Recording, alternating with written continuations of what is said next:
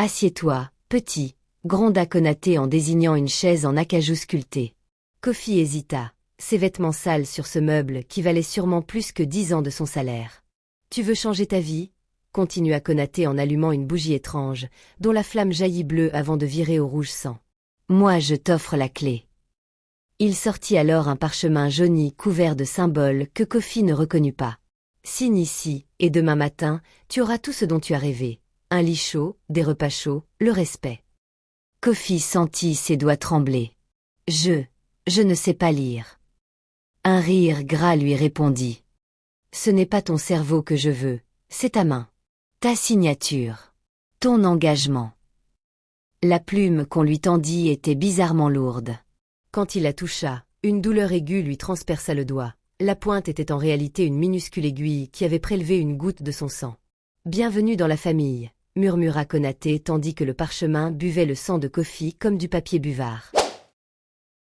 Cette nuit-là, Kofi dormit pour la première fois dans un vrai lit, dans une chambre trop propre, trop silencieuse. Il se réveilla en sursaut à 3h33, le chiffre gravé sur le cadran d'une horloge ancienne. Une douleur lancinante lui parcourait le bras droit. En allumant la lumière, il découvrit avec horreur que sa peau portait maintenant des marques étranges, comme si quelqu'un avait tracé des symboles dans sa chair pendant son sommeil. Le lendemain matin, un costume neuf l'attendait sur une chaise. Dans la poche, un portefeuille bourré de billets et une clé de voiture. Kofi pleura en enfilant le costume. Pour la première fois depuis son enfance, il se sentait visible. Mais à midi pile, son téléphone vibra. Un message d'un numéro inconnu. Premier paiement, 48 heures. Prépare-toi. Kofi ne comprenait pas. Il avait signé, oui, mais quel paiement?